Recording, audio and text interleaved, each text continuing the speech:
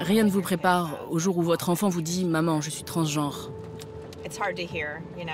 C'est difficile à entendre. Vous savez que la route va être longue et difficile. Et que ce serait plus facile s'il n'était pas trans. Mais j'étais honorée qu'elle ait eu le courage de me le dire. J'avais un peu peur de lui dire parce que je ne savais pas comment elle allait réagir. Mais elle n'a pas eu de réaction négative. Elle était juste en mode « Ok, très bien ». Et elle me soutient depuis.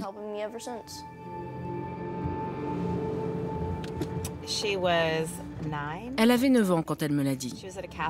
Elle était dans une école catholique. Le prêtre de l'école et le directeur ont tous les deux dit qu'elle déshonorait Dieu en n'acceptant pas le corps qu'il lui avait donné. Et que c'était un péché. Et que ce n'était pas juste de mettre tous les gens autour d'elle mal à l'aise comme ça. C'était très dur, très traumatisant pour elle. La vie de Geneviève et de Jasmine, 13 ans, a basculé avec la deuxième élection de Donald Trump. Le président américain a tout de suite mis en place des politiques transphobes. Cette fois-ci, il ne craint plus rien. Il a l'immunité, il n'y a pas de garde-fou, il a les 2 chambres du Parlement, personne ne peut l'arrêter. Je n'ai pas cessé de dire aux gens que ça allait mal tourner et qu'il faudrait peut-être qu'on quitte le pays. Environ 1% des adultes américains s'identifient comme transgenres, soit 2 300 000 personnes. Pour toutes et tous, le simple fait d'exister est devenu un acte de résistance. With the stroke of my pen on day one, we are going to stop the transgender lunacy. Dès son arrivée au pouvoir en janvier, le président a mis ses menaces à exécution. I effectively banned the chemical castration and surgical mutilation of minor children. Parmi ses premiers décrets, limiter l'accès aux médicaments utilisés pour les transitions de genre, renier l'existence des personnes non binaires, ou encore interdire le sport et l'armée aux individus transgenres. Et près de 600 projets de loi anti-LGBT sont en discussion aux États-Unis. Malgré le harcèlement et les agressions, les mesures sont contestées en justice et les communautés se mobilisent, comme ici, en Oklahoma. C'est l'un des États religieux et conservateurs où les républicains détricotent depuis plusieurs années les droits acquis par les personnes trans.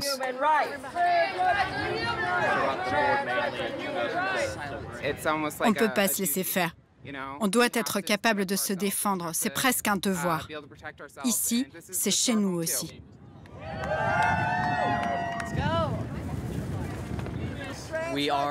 On est l'un des plus gros débats politiques en ce moment.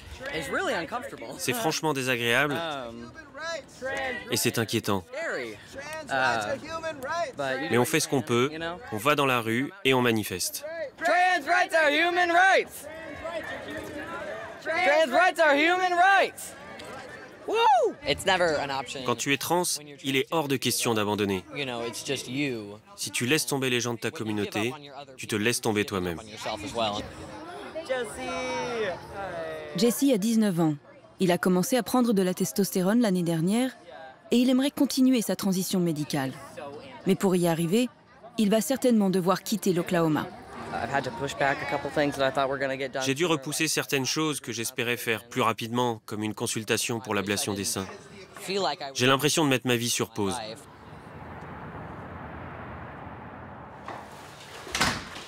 everybody!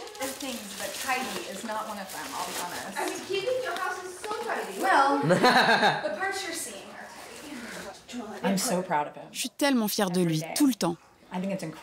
Pour moi, c'est incroyable. C'est magique de voir quelqu'un grandir, se chercher et devenir lui-même.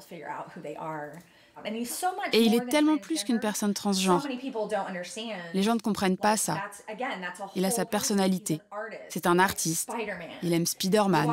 On regarde des vidéos YouTube ensemble. Il adore faire du trampoline. Et puis oui, il est trans. Et alors ? Big deal. I talked to my teacher about it because her kids are the Broken Arrow School. You don't think he was a boy? Ça se voyait trop que c'était un garçon. Non mais sérieux, il pétait, il se lavait pas, il te défonçait la gueule. Il était horrible. Du côté de mon père, je n'ai pas vu ma famille depuis ma transition. Et il ne leur a pas dit. Il a honte, en fait. Je me souviens, j'étais chez papa et sa femme a dit « Ton père fait le deuil de son enfant ». Et j'étais en mode « Vous êtes en deuil? C'est pas ça être en deuil. Ne commencez pas à me dire que vous êtes en deuil. Personne n'est mort. » Jessie étudie la sociologie, une discipline qui l'a familiarisée avec les phénomènes de discrimination et d'exclusion sociale des minorités. Les personnes transgenres sont plus susceptibles d'être confrontées à des difficultés économiques et sociales, parce qu'elles risquent davantage d'être virées de chez elles par leurs parents. Elles sont structurellement persécutées. Elles se voient beaucoup plus refuser des logements et des emplois.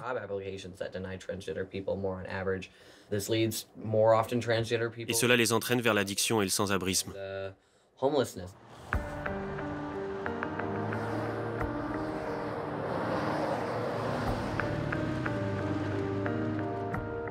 Jessie compte emménager avec sa copine cet été. Et tous deux espèrent se marier après leurs études. On avait 16 ans quand Jessie m'a dit qu'il était transgenre. Il était nerveux et tout, et il m'a demandé si on pouvait quand même rester ensemble. Je dis bah oui, bien sûr. Pourquoi ça changerait quelque chose? Je suis amoureuse de toi depuis 2 ans déjà. Je suis amoureuse de toi, pas du fait que tu sois une fille. T'es toujours toi, tu es toujours mon partenaire. Ça veut juste dire que depuis tout ce temps, j'étais amoureuse d'un homme en fait. Hi, I'm Jessie, and this is my voice. 15 minutes on testosterone. Hi, I'm Jessie, and this is my voice. 1 year and almost 10 months on testosterone, almost 9 months maybe. Sa mère lui a fait la première injection, je crois. C'était dans le ventre, non? Ouais, c'est ça, dans le ventre. Et je lui ai demandé s'il sentait la testostérone couler dans ses veines. Il a dit non, je sens pas la différence. Et je l'ai emmené au travail et c'est tout. On est allé direct au boulot. Tu as toujours été mon plus grand soutien. Tu m'as aidé à trouver ma propre définition de la masculinité, au lieu des connards machos qu'on voit tout le temps.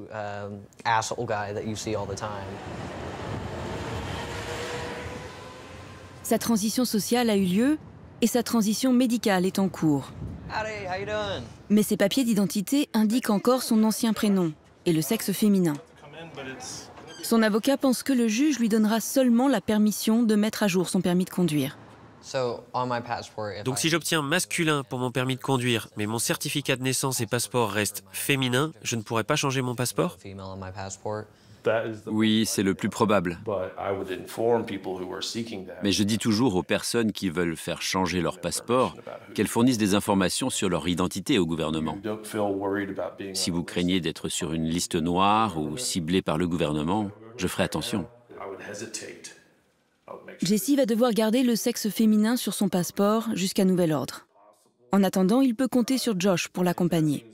C'est l'un des très rares avocats en Oklahoma à aider les personnes transgenres. Les autres, pour la plupart, ont peur des répercussions. Ils ne veulent pas perdre. Ils ne veulent pas gâcher leur relation avec les juges. Ils ne veulent pas de problème. Nous, on s'en fout de ça. Quand nous avons la chance d'obtenir ces documents, il ne s'agit pas seulement de morceaux de papier. Ce sont des vies qui changent. On assiste à des moments où la vie des gens se transforme. C'est un grand honneur de se dire qu'on a changé la vie d'une personne parce que c'est tellement fondamental en termes d'identité et dans l'existence d'un être humain. C'est une question de dignité, d'être reconnu pour qui on est. Les gens ne peuvent pas comprendre ça. Nous ne pouvons pas comprendre. Parce que notre identité à nous, elle est acquise, elle n'est jamais contestée. Les alliés comme Josh sont très importants pour la minorité trans. Jessie peut aussi compter sur sa mère, qui milite en ligne contre les influenceurs masculinistes, principale source d'information pour des millions de jeunes Américains. Ils disent que les trans sont des malades mentaux. Ou alors qu'ils n'existent pas, qu'ils inventent. Ils disent que c'est une sorte de contagion sociale, comme si on pouvait l'attraper de quelqu'un. Comme si vos enfants fréquentent des trans, ils deviendront trans. There's no such thing as too much masculinity if it's genuinely masculine. Genuine masculinity is not out here to hurt people. It's absolutely the opposite. It's out here to protect. And when bad things happen, they call traditionally masculine men. If you need a firefighter, you need a masculine man. Stop it! Les personnes trans sont en danger à cause de ce genre de propos. Ces idées sur ce que les femmes et les hommes sont censés être, sur la féminité et la masculinité, c'est dangereux. Cela a des conséquences dans la vie réelle. Les personnes trans se retrouvent la cible de la haine et de la violence. Je dois faire quelque chose, je dois agir. Il s'agit de la vie de mon enfant, il s'agit de vie humaine, ça me concerne. I want to send a message to my trans girlies. Listen, I love you guys. You are the absolute... Jessie s'est fait un nom sur les réseaux sociaux, notamment TikTok, où elle compte plus de 100 000 abonnés. Love and smooches, see y'all soon, bye! Ils occupent tellement de place avec toute leur haine. Moi, je parle d'amour et de tolérance. Je dis haut et fort pourquoi ce genre de discours fait du mal, et je suis pas toujours sympa. Comme dans cette vidéo, adressée à ses proches qui ont voté pour Trump. Was more important than my son, your granddaughters, whatever it was. Cheaper gas prices, cheaper eggs, more guns. Greenland now, for some reason. I hope you get that. All of it. That's not true. It's not even true. I hope you suffer, honestly. I do. You fucking betrayed them. All of them. So many people. I'll never forgive you for it. Ever.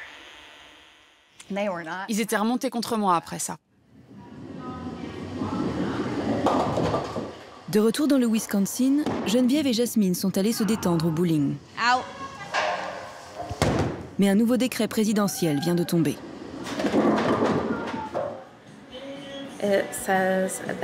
Ça dit que les partisans de l'idéologie du genre endoctrinent outrageusement nos enfants avec le mensonge dévastateur qu'ils sont piégés dans le mauvais corps.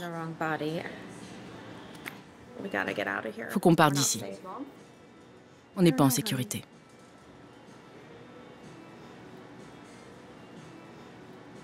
T'en penses quoi, chérie? Tu te sens en sécurité? Non.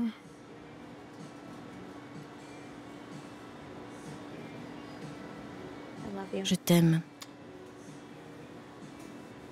C'est pas juste. Le décret implique qu'aider des mineurs dans leur démarche de transition médicale peut constituer une infraction pénale. Il parle même de mutilation et de maltraitance des enfants. À partir de là, j'ai l'impression que ça peut aller crescendo.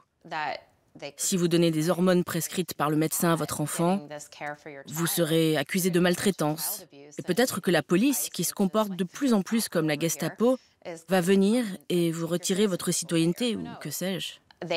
Ils ont fait des choses que je n'aurais jamais pensé voir un jour aux États-Unis. Donc, j'ai l'impression que tout peut arriver. De nombreux Américains de la communauté LGBT cherchent à partir, mais peu en ont les moyens. Geneviève a franchi le pas. Pour protéger sa fille, elle a pris la décision de tout quitter. Elle a vendu sa maison et prévoit de déménager cet été dans un pays qui lui semble plus tolérant, l'Uruguay. C'est difficile de trouver le bon endroit. Il faut non seulement un pays avec l'accès à l'accompagnement médical nécessaire, mais il faut aussi que ce soit possible d'immigrer là-bas en tant qu'Américaine et que le niveau de vie soit abordable. Je n'aurais jamais imaginé que j'allais passer l'année à organiser tout ça. Je me sens coupable de ne pas rester pour résister, mais j'ai aussi l'impression que j'ai déjà beaucoup donné. J'ai milité pendant la campagne, j'ai fait du porte-à-porte. Maintenant, je dois d'abord penser à ma famille. Et quand ça ira mieux, je reviendrai.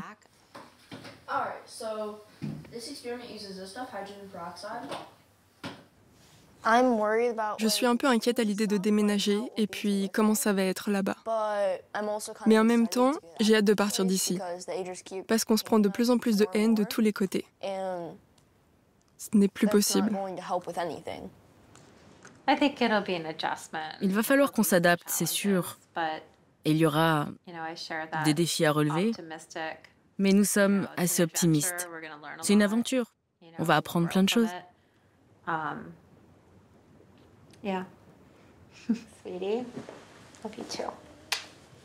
L'un des décrets que Donald Trump a signé en janvier interdit les médicaments et procédures de transition pour les mineurs.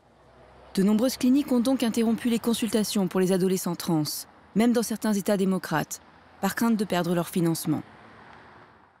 Née avec un sexe masculin, Jasmine se sait fille depuis son enfance.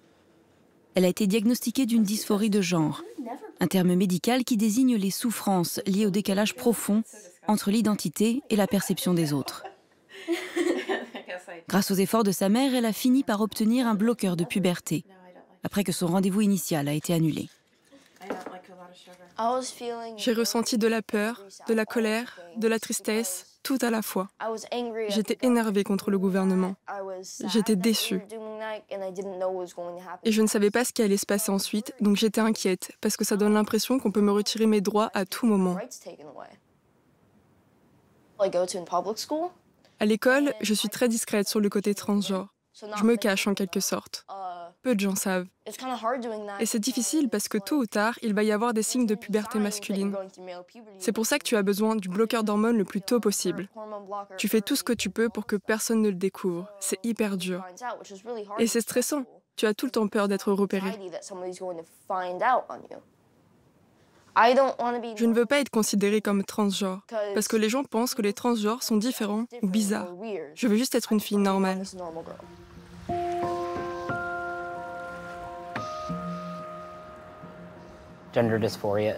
La dysphorie de genre est un vrai diagnostic médical. Les données scientifiques montrent que les personnes qui s'identifient à un genre différent du corps et du sexe assigné à la naissance sont en proie à un malaise intense et persistant. Et les études révèlent des risques plus élevés de dépression, de suicide et d'angoisse. Ça ne vient pas de nulle part.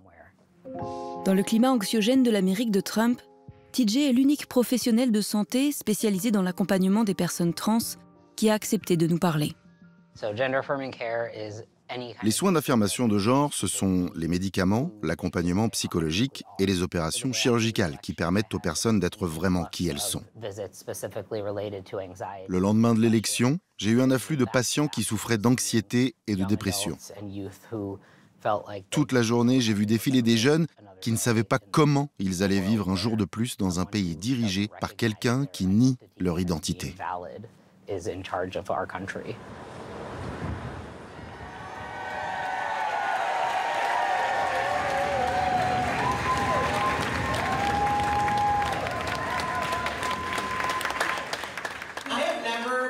Je n'ai jamais été aussi fière et reconnaissante d'être ici, à San Francisco, en Californie.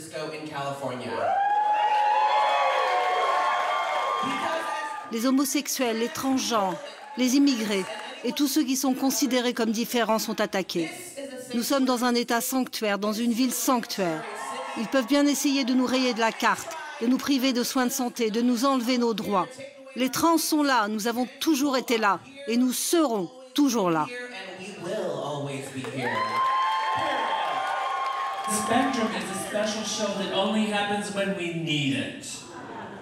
And boy, baby, do we need it? Baby, we need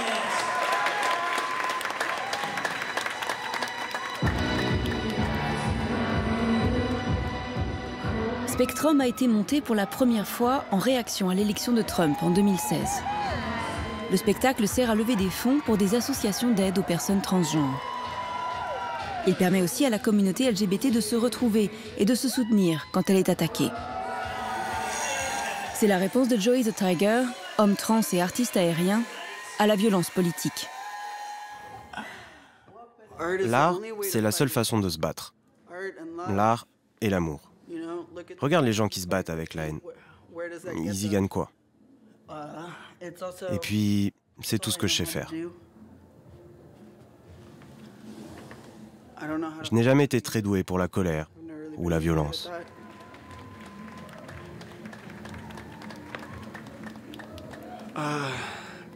À l'époque où je me faisais agresser,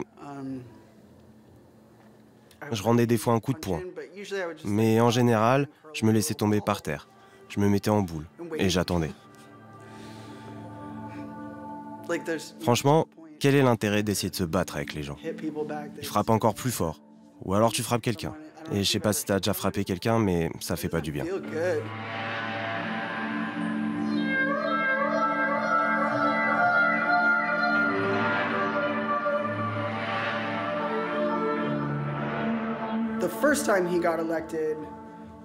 J'ai organisé ce spectacle la première fois que Trump a été élu. Sur le moment, je n'ai rien fait. Je voulais juste rester sous la couette. Je savais pas quoi faire. Je ne suis qu'un type lambda, au milieu de tout ce bordel. Mais je sais faire du cirque. Je me suis dit, peut-être que je peux faire un show. Et ça m'a permis de sortir du trou.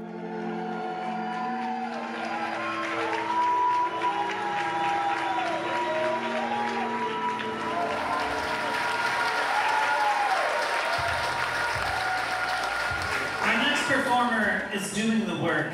Please, put your hands together for Honey Mahogany.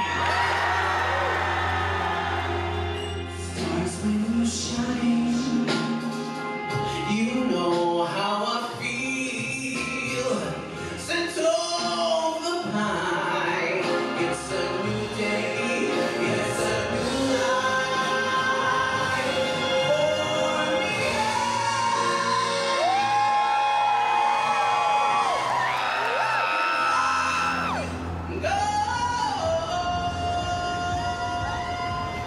Honey, femme trans, militante et artiste, dirige une antenne de la mairie dédiée aux questions transgenres. Elle a aussi créé le quartier trans de San Francisco. Grâce à ces initiatives uniques au monde, la ville lutte contre les discriminations et soutient les lieux publics dans leurs efforts d'inclusion. On voit sur ce passage piéton les couleurs du drapeau trans, du rose, du blanc et du bleu. Ça marque l'entrée dans le quartier trans. On l'a créé pour permettre à la communauté trans d'obtenir les choses dont elle a besoin.